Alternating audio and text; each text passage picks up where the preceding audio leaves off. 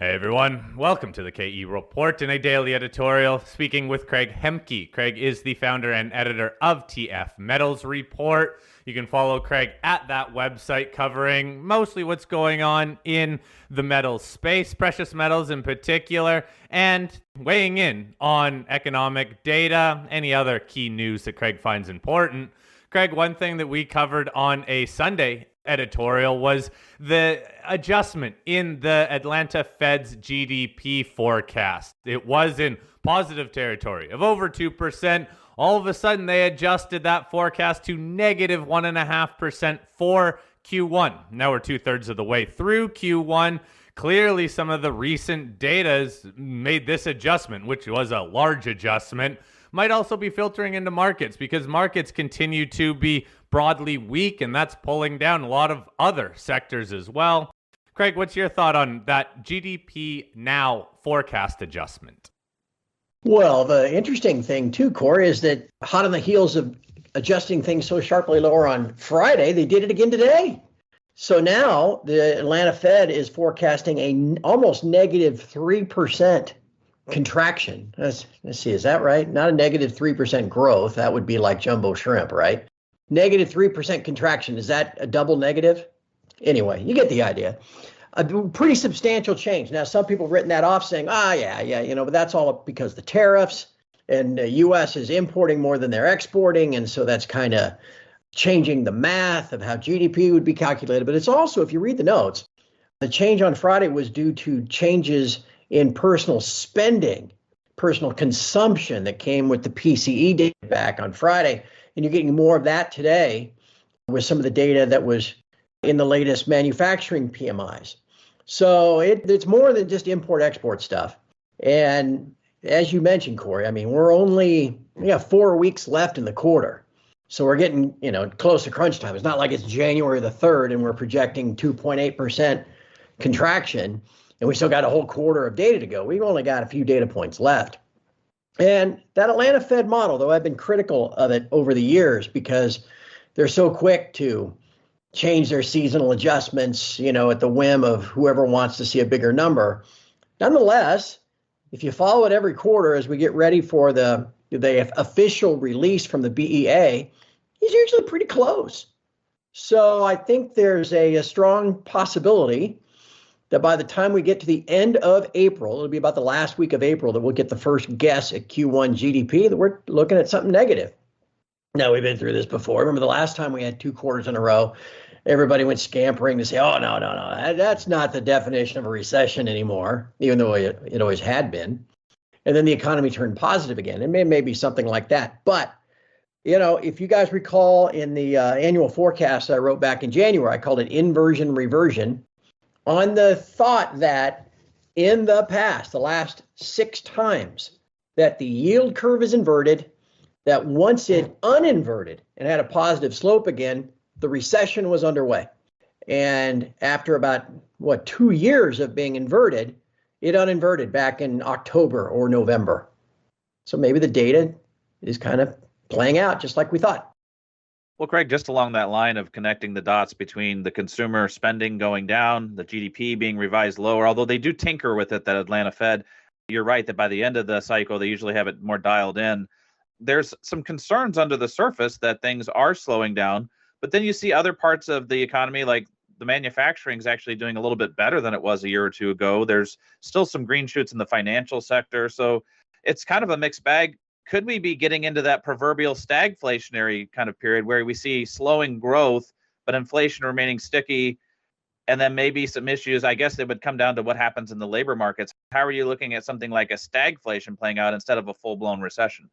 Oh, for sure. You guys will remember, and I guess people that listen to us every week may recall too. I mean, I first started saying stagflation was the ultimate outcome of all of the COVID efforts and the massive explosion of the Fed balance sheet and the money supply back. I started coming up with stagflation as the outcome back in June of 2020. Now, it's taken a while, but even if you look at the data today, you got a lot of inflationary pressures with a slowing, still barely above 50 on the meter manufacturing base. And even more important than that is the service sector PMIs, which really took a hammering back a month ago when they were reported for January. Those service sector PMIs will come out here for February on Wednesday. And I suggest everybody watch that really closely, especially the ISM service sector PMI at 10 o'clock Eastern. And you're getting, again, a picture of a stagflationary recession, which has always been my concern. And all of this leads to, the kind of the analog situation of the 1970s. It's of that history rhyming but not repeating type of thing as a metaphor. But that is kind of what it's analogous to, is a period of stagnant growth with higher inflation. And that's probably where we're headed because the economy is slowing. The ultimate response will be more QE and lower rates. If the market doesn't like that, the Fed will eventually move to some type of yield curve control where they just simply say we're the buyer of everything above 4% or something like that.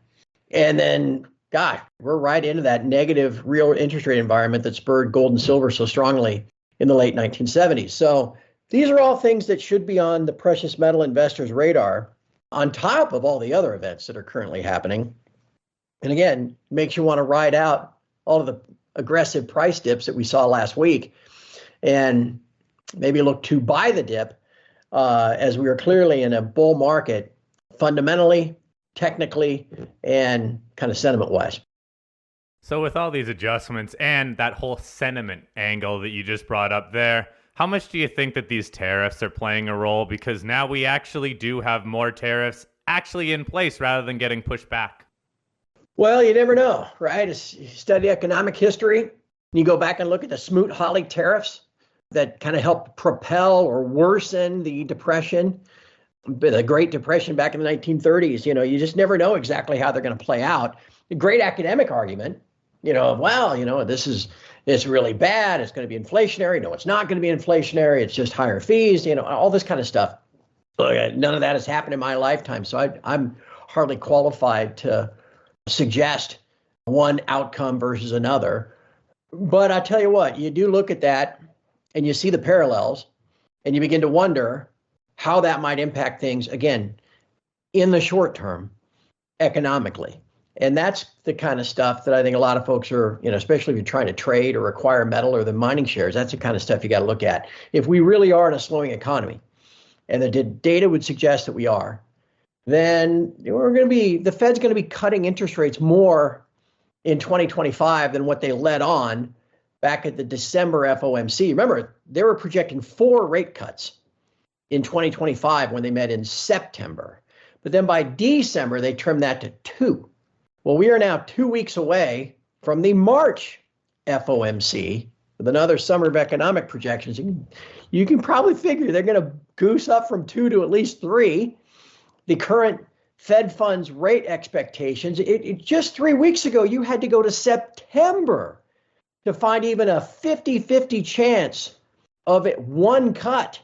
And now all of a sudden, if you just go out to June, you've got about an 80% chance of at least one cut, meaning you could have 2 cuts by June. Now, we're not going to get a cut in March. No one thinks that.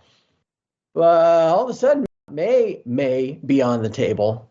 And like I said, all of this will impact things in the short term.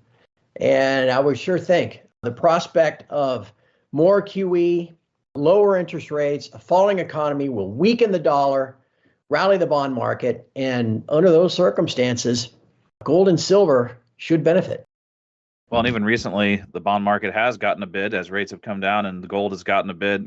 But those moving targets on what the market thinks, the Fed funds futures and the expectations there, and even the Fed's dot plot has been all over the map for the last couple of years, Craig. People keep revising it and getting overly dovish, overly hawkish. The reality is we just have to react to it when they actually make the cuts or do something more clear in their language. But I want to get back to the tariffs. Over the weekend, I digested a lot of financial media, and I've heard this maybe 4 or 5 times now, that the reason the Trump administration is really going forward with some of these tariffs isn't just as a negotiating tool, but they believe they're going to bring in funds from these tariffs, which are kind of like a tax, to then redirect to other areas, maybe sovereign wealth fund, maybe paying down some of the debt, using it for different strategic reasons. Do you put any weight on that as far as using the tariffs as a way to try to bring funds in to redirect into different areas?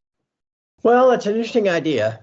If you think of a federal budget, think of it as like one big pot of revenue and then an even bigger pot of expenses. and a result of a $2 trillion annual deficit. If you lump all those revenues together and you want to cleave some off, you could say, well, okay, we're going to make this zero sum. We're going to add whatever, 500 billion in revenue from these tariffs, and we're going to cleave that off and put it into a sovereign wealth fund. I don't know if that's exactly what they're saying. I could see, this is the same U.S. government in General Accounting Office that looks at all this stuff that is perfectly fine combining Social Security, FICA taxes into the general fund and using, what's supposed to be the Social Security Trust Fund and using that money just to pay out general expenses, and issuing an IOU for later. So they could do, obviously they can do anything they want. But this notion of creating a sovereign wealth fund is what has me most intrigued.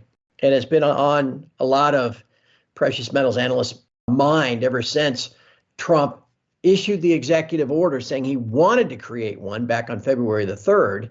And it was at the announcement of that executive order that Secretary of Treasury Bessent was by his side. And that's where he said, yeah, we're looking at monetizing the asset side of the balance sheet, and trying to figure out to do some things, that they do in other parts of the world and all that kind of stuff. And it led a lot of people to think, wow, maybe they're going to revalue gold. I don't know about that part, but I suspect if they're going to fund, again, nice to have the idea of a sovereign wealth fund, but if it doesn't have any money in it, it's like, hey, I created an IRA. What's the balance? Zero. Oh, okay, good for you. But if you got to put some money in there somehow, whether it comes from, these tariffs and journaling something over from the general account, or maybe they have something else in mind. And that would be the thing that intrigues me more than anything else. Craig, what about that whole comment that they're going to be buying Bitcoin, though? That was news over the weekend, too. Bitcoin shot up and then has pulled right back down. What did you think about that news? Well, again, what are you going to buy it with, right? It's like I'm going to go buy a Mercedes, but I'm broke. Yeah, but I'm going to buy a Mercedes. Somebody's either going to have to loan you the money or you've got the cash to do it. And okay, so someone's going to have to loan us the money so that we have the cash to buy the Bitcoin. And that's all part of that monetization of the asset side of the balance sheet, as Bessent was talking about. So anyway, I kind of danced around this, but here's what I think is going to happen.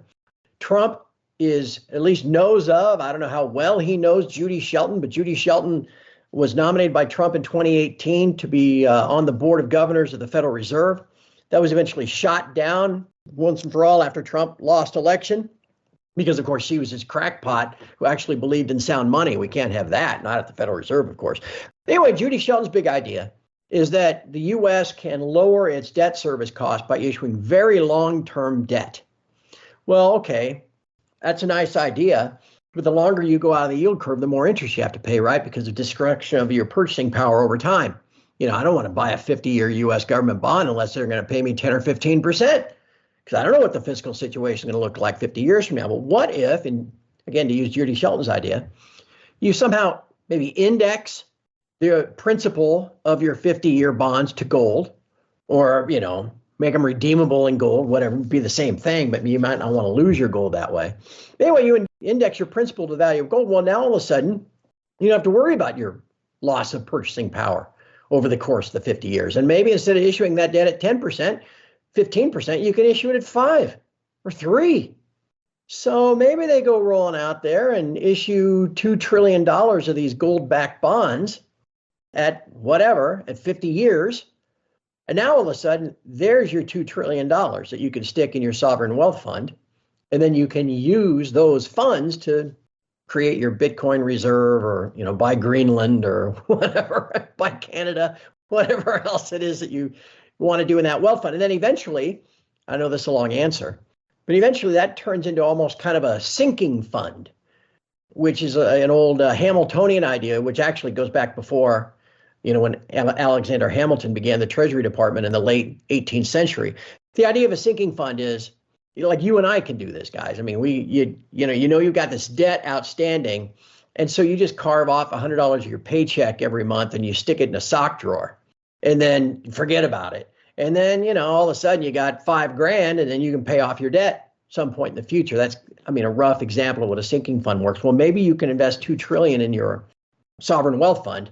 And if, by chance it's worth 10 trillion a few years from now, well, then maybe you can use some of that 10 trillion to buy back or buy down the national debt. I think that's kind of the idea behind all this. Anyway, this is a big, wide-ranging topic I've kind of swerved over into. In the end, if something like that does happen, let me just suffice it to say it'd be positive for gold. Yeah, Craig, a $2 trillion, that's a big sock drawer to stock it away. And if it goes up to 10 trillion because Bitcoin goes up or gold goes up or whatever they put in there, in the sovereign wealth fund, whatever they buy with whatever funds they get, it would be an interesting idea as a sinking fund. But when you think about what we're actually talking about in this interview, these ideas wouldn't have been on the docket a year ago or 5 years ago or 10 years ago. We are talking about some crazy ideas, revaluing what's on the balance sheet of the U.S. government, a sovereign wealth fund, 50-year, 100-year bonds backed by gold. Do you think that just out of this administration, there's so many ideas swirling around that people are kind of stuck with a deer in the headlights look? There's so many ideas coming so fast. You got Doge out there with Elon trying to cut all this government spending. At the same time, they're trying to come up with all these ideas. At the same time, maybe they're using tariffs to reroute these funds. There's so much going on people's radar so quick in this administration. Do you think it's just out of all of this, something big is going to happen because this administration's the one to try something wild? Yeah, I do think so. It's like the theme of my website since 2010 has been the end of the great Keynesian experiment. Remember? Because the math is the math. And we're already paying 1.1, $1.2 trillion a year in debt service. And that eventually just devours everything. You can't print and grow fast enough to make that work. Musk himself, in an interview 2 weeks ago, Musk and Trump were on Fox News, and Musk said that, that's exactly it. We've got to do some desperate times call for desperate measures. And so, you start throwing a bunch of stuff on the wall and you try to figure out what's going to work. And that's that's why I've been thinking and writing about this for the last 5 or 6 weeks, because you're just trying to connect the dots. The joke, I think we might even mention this last week, is I end up being John Nash, in my garage with all these strings and Post-it notes, trying to tie them all together to make it all make sense. But there is something, there are multiple things bubbling behind the scenes. You just don't know which direction it's all going to go. But if you can figure it out ahead of time, it'll be to your financial benefit. Where this heads, again, it's all unprecedented, so we don't know. But let's just say, just for the sake of argument, let's say they decide, okay, we're going to start carrying that gold on the Fed's on our balance sheet at $10,000 an ounce. Okay, that gives us $2.5 trillion, that we can issue bonds and raise money for our sovereign wealth fund. Well, that doesn't mean that gold trades at $10,000 an ounce.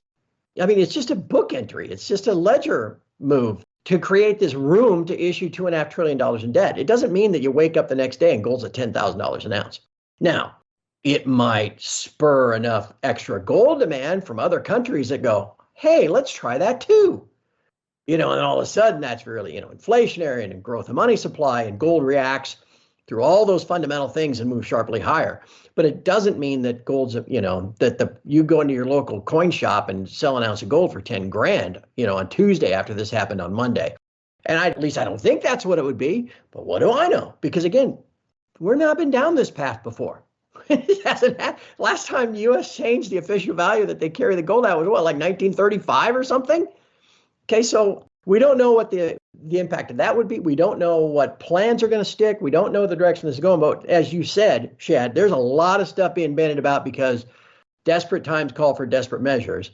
And in the end, all of that, I think, makes a pretty good case for just continuing to stack that shiny gold metal. Well, we'll leave it there then, Craig. Look, so much going on. It's fun to talk about all this stuff, but again, we don't know what's going to happen, and it actually makes it easy for everyone to project out just what might happen price-wise, but there's so many moving pieces here. Who knows where we're going? The only thing that is for certain is that these are kind of chaotic political times. Countries are fighting with each other, tariffs are getting put into place, and markets were doing very well, but now they are starting to roll over. Who knows if this is a longer term rollover, and who knows what sort of impacts that has on other sectors outside of just the broad averages and on other countries. But undoubtedly, we're going to have a lot to talk about week after week, and this week, just this weekend, no different. If you want to follow along with what Craig is writing, check out tfmetalsreport.com. And be sure to tune in pretty much every Monday when we chat with Craig. Craig, thanks as always for your time. All the best, guys.